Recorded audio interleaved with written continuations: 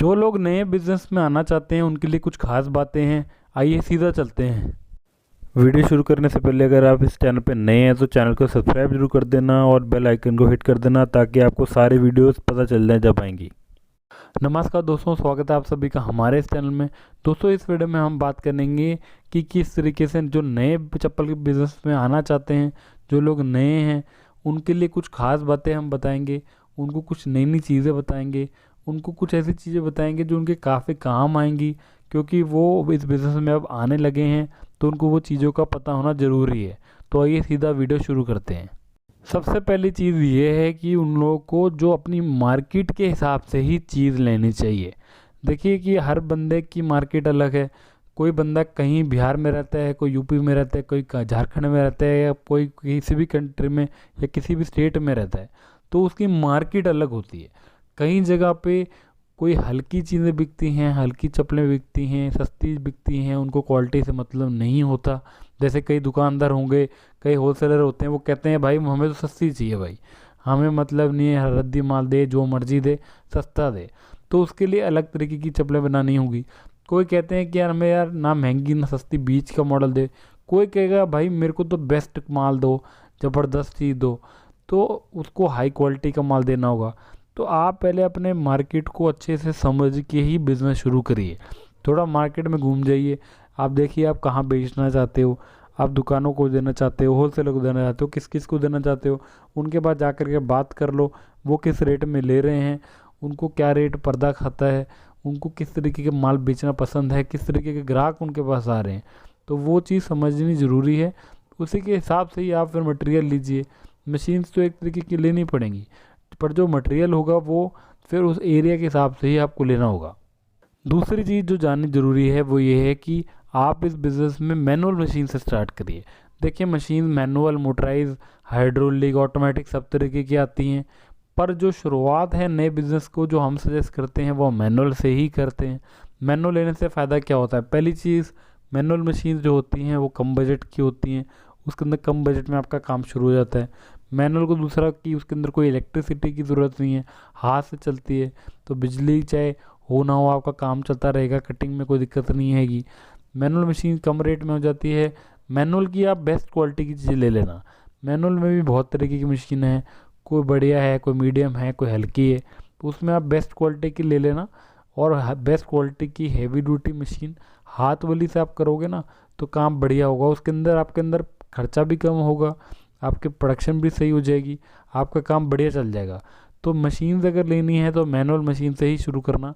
अभी मोटराइज लेने का कोई फ़ायदा नहीं है, इतनी महंगी खर्चा करोगे, पता नहीं होता बिज़नेस चलेगा या नहीं चलेगा। तो ज़्यादा खर्चा नहीं करते हुए मैनुअल मशीन से ही काम शुरू करना चाहिए। तीसरी चीज़ है डाइज़। देखिए डाइज़ लोग को पता ही नहीं है कि डाइज़ कौन सी सही है, कि डाइज़ को तो लोग अहमियत ही नहीं देते।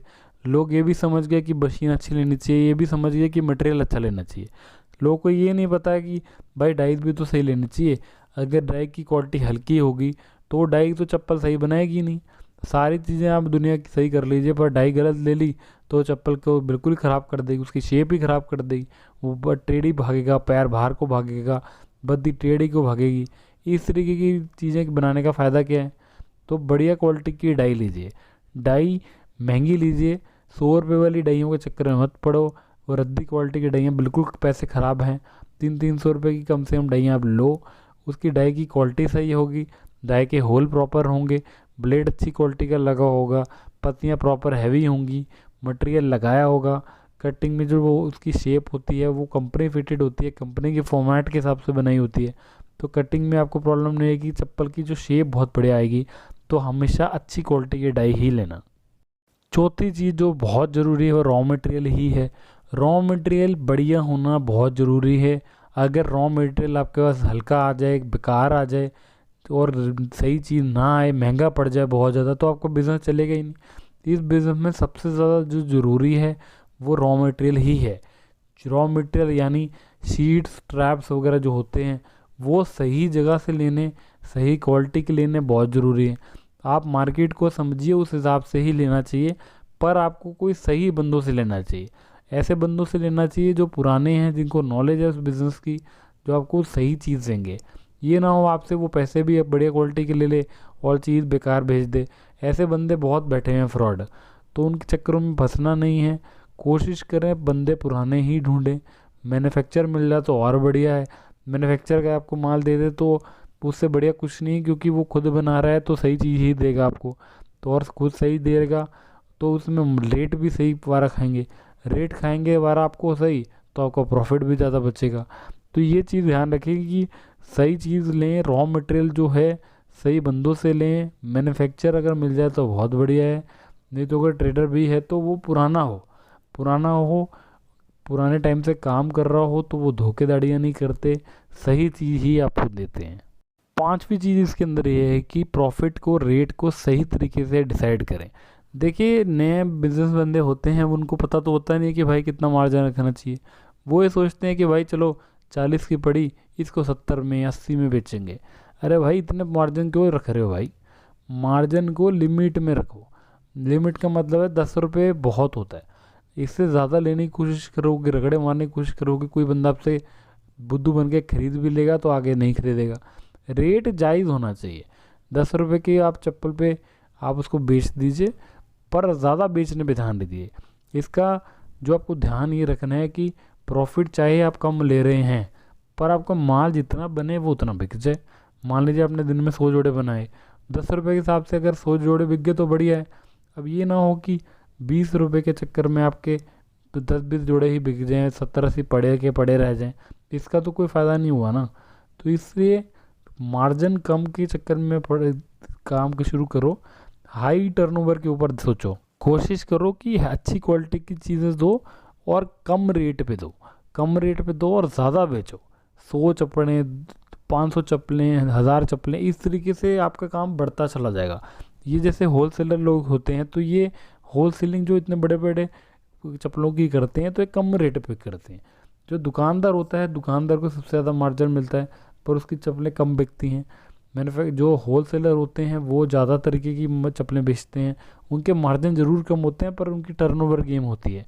तो आप जो बना रहे हो उसको आप थोड़ा सा कम रेट में बेचो और ज़्यादा बेचने की कोशिश करो। होलसेलरों को पकड़ो, उनको कम रेट में दोगे तो जल्दी से आपको माल खरीद लेंगे और ज़्यादा सारा माल खरीदेंगे। मान लीजिए कोई आपसे सस्ती तरीके की चप्पलें मांग रहा है, सस्ती मांग रहा है, तो फिर आपको सस्ता रॉ मटेरियल ढूंढना पड़ेगा। वो देखना पड़ेगा आपको भाई कि ऐसा रॉ मटेरियल जो इतना अच्छा भी ना हो और आपका काम हो जाए। कोई मीडियम मांगे तो आपको मीडियम तरीके की शीट्स लेनी पड़ेगी, कोई बढ़िया मांगे तो फिर बढ़िया ही भी लेना पड़ेगा। तो इसलिए अपनी मार्केट को समझना ज़रूरी है, उस हिसाब से ये फिर बिज़नेस में आप उस हिसाब से पैसा लगाइए। तो दोस्तों इन चीज़ों का आप ध्यान रख के अगर बिज़नेस करोगे तो आपके बिज़नेस चलने के चांस बहुत ज़्यादा हैं। बहुत चांस है कि आपको बिज़नेस सही चलेगा। लोगों की बातें ना सुनिया करिए, लोग काफ़ी कुछ बोलते हैं इस बिज़नेस के बारे।